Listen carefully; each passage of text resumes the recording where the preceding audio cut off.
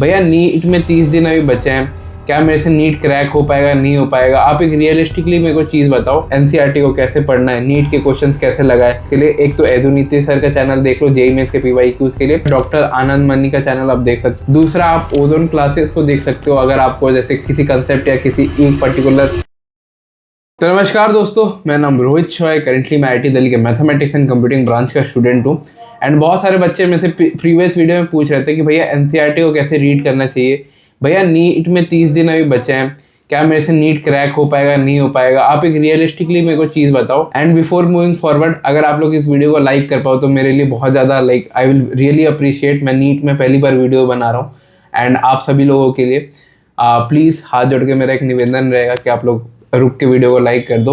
And ये video बहुत ज़्यादा ब्रूटल रहेगी, बहुत ज़्यादा ब्रूटल रियलिटी चेक से भरी रहेगी। इस वीडियो में मैं आपको ऑनेस्टी के साथ बताऊंगा कि 30 दिन में नीट क्रैक हो सकता है या नहीं, एनसीईआरटी को कैसे पढ़ना है, नीट के क्वेश्चंस कैसे लगाए, ठीक है।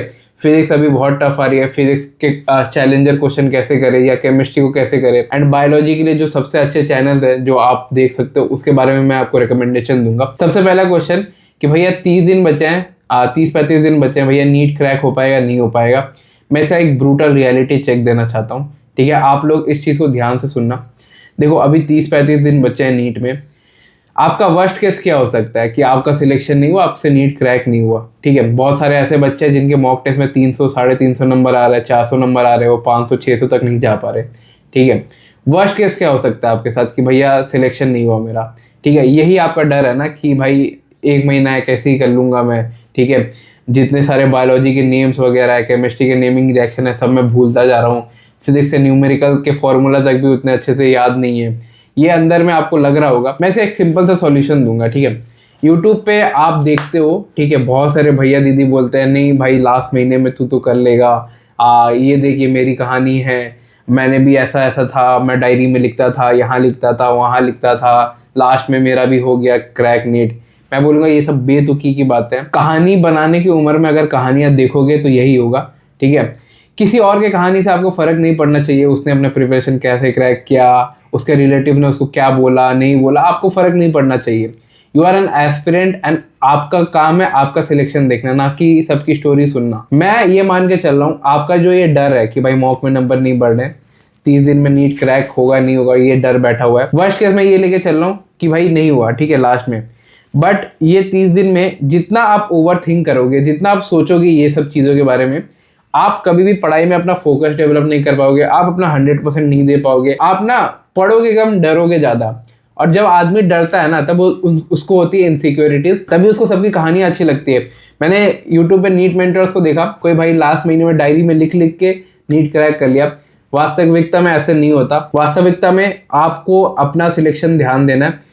You have to be selfish. आप ये माइंडसेट डेवलप करो कि यहाँ कोई एक बंदा चोर नहीं है, यहाँ सभी चोर है। जो आप देख रहे हो ना नीट मेंटोर में, सब जो आपके भैया दीदी है, यहाँ सभी चोर है। तो आपको अपना सिलेक्शन ध्यान में रखना है। एंड अगर 30 दिन बचे हैं, ठीक है, अगर आप लोग अपना प्रिपरेशन इस चीज़ में वेस्ट करते हो, ओवर थिंक करने में, मॉक टेस्ट में नंबर क्यों नहीं बढ़ रहा है, भैया डर लग रहा है, तब तो भाई आपका रह गया सिलेक्शन। मैं आपको ये बोलूँगा कि देखो, ओवर थिंकिंग करने से टाइम वेस्ट होता है, ये आप खुद भी एक्सपीरियंस कर सकते हो।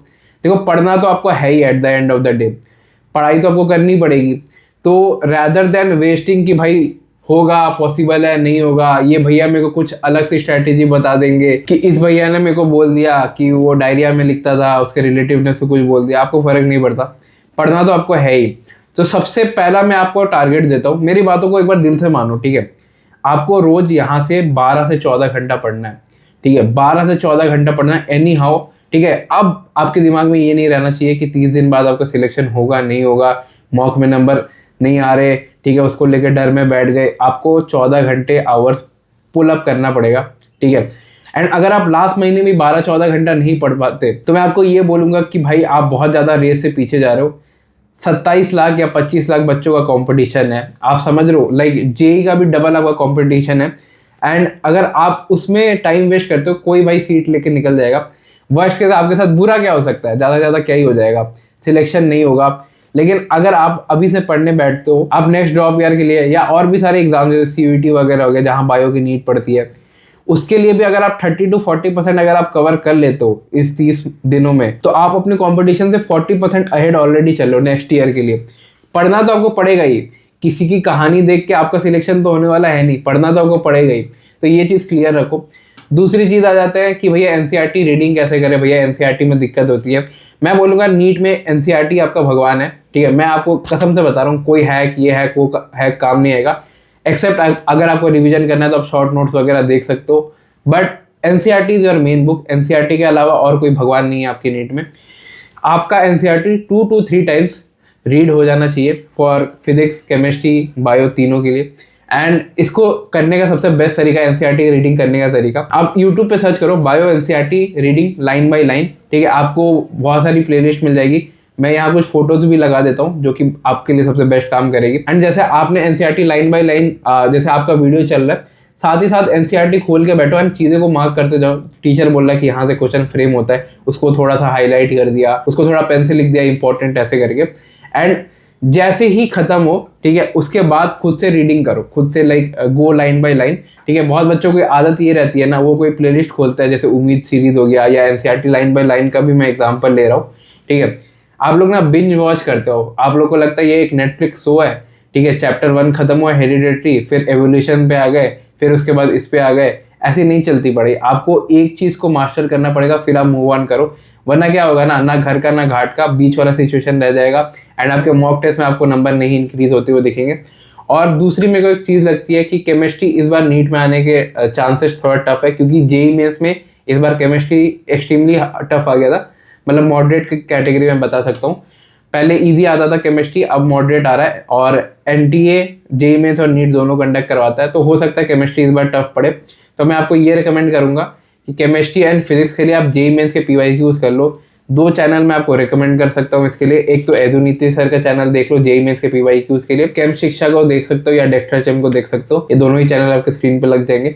और अगर आपको नीट के पीवाईक्यूज करने हैं तो मैं आपको बोलूंगा कि कुछ कुछ बहुत अच्छे चैनल्स हैं जिससे आप क्वेश्चन सॉल्विंग अच्छे से सीख सकते हो। एक तो हो गया डॉक्टर आनंद मनी का चैनल, आप देख सकते हो, जिसमें आपको कॉम्पिटेंसी बेस्ड क्वेश्चन मिल जाएंगे बायोलॉजी वगैरह एंड सब्जेक्ट्स के, ठीक है।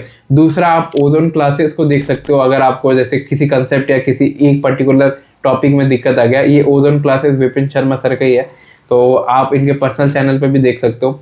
तीसरा मैं आपको ये रिकमेंडेशन दूंगा कि अगर आपको नेमिंग रिएक्शन या आपको चीज़ें बहुत ज़्यादा भूलते हो, जैसे बायो में क्या है, केमिस्ट्री में कौन सा नेमिंग रिएक्शन है, या कौन से डेट में क्या चीज़ हुआ था, ठीक है, बायोलॉजी में कभी कभी आ जाता है, तो आप केवी एजुकेशन को देख सकते हो। ये आपको बहुत अच्छे से नेमिंग रिएक्शन वगैरह एंड सारे आपके जो बायो के नेम्स वगैरह जो वेरी हार्ड टू रिमेंबर होते हैं वो आपको याद करवा देंगे, ठीक है।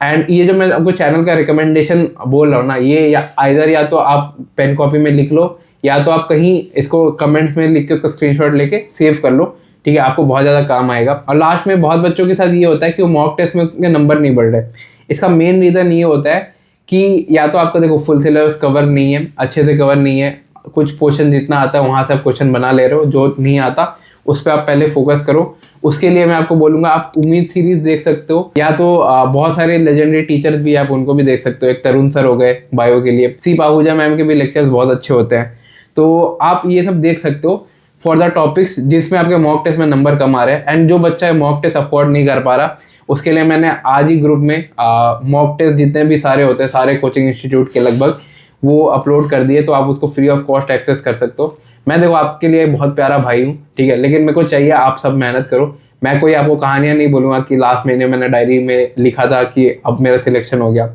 मैं भी भाई जेईई मेंस में अगर आपको बता दूं, जेईई मेंस में मेरी 84 परसेंटाइल थी सबसे पहले सेशन में। मैंने सेम ईयर में एडवांस क्रैक किया, जो कि one of the toughest examination है इंडिया का, आपको पता ही होगा जेईई एडवांस के बारे में, ठीक है। उसमें मैंने 10,000 रैंक हासिल करी, एंड वो भी मतलब 2 से 3 महीने के फ्रेम में। तो क्वेश्चन ये नहीं है कि भाई मेरा सिलेक्शन होगा नहीं होगा, क्वेश्चन ये करो कि मेरा सिलेक्शन कैसे होगा। As a aspirant you are expected to be selfish, आपको सेल्फिश बनना पड़ेगा। आप ऐसा नहीं कर सकते कि किसी भैया या दीदी पे छोड़ दिया अपना प्रिपरेशन, किसी मेंटोरशिप, कोई एमबीबीएस अब्रॉड बेच रहा है, कोई मेंटोरशिप बेच रहा है महंगे महंगे प्राइस में, आप नहीं छोड़ सकते। कल को आपका सिलेक्शन नहीं होता भाई, no one care about you, ठीक है। मैं पिछले वीडियो में मेरा यही मोटिव था कि मैं आपको ये बताऊं कि भाई यहाँ कोई एक बंदे पे ट्रस्ट मत करो, सभी बंदे यहाँ चोर है। एक रैशनल थिंकिंग डेवलप करो, सेल्फिश बनो। आपको अपने सीट से मतलब रहना चाहिए, अपने रैंक से मतलब रहना चाहिए। कोई क्या कर रहा है, कैसे कर रहा है, डजंट मैटर, ठीक है। कोई क्या कहानियां सुना रहा है, लास्ट महीने में उसको किसने क्या बोल दिया आपका कंसर्न नहीं है। आपका काम है कि इस उम्र में आपको सक्सेसफुल बनना है, ना कि भाई किसी की सक्सेस स्टोरी सुननी है। इसी के साथ मैं वीडियो को एंड करूंगा। मॉक टेस्ट पेपर मैंने अपलोड कर दिया, आपको डिस्क्रिप्शन में मेरे व्हाट्सएप ग्रुप का लिंक मिल जाएगा, आप फ्री ऑफ कॉस्ट एक्सेस कर सकते हो। वीडियो का लाइक एम 5000 रखता हूँ। एंड लव यू भाइयों। मैं यहाँ आया ही हूँ क्योंकि नीट वाले बच्चों ने मेरे को बहुत इंसिस्ट किया कि भैया आप बनाओ, कोई यहाँ बोल ही नहीं रहा कुछ। ठीक है, बाय मेरे भाइयों। ठीक है।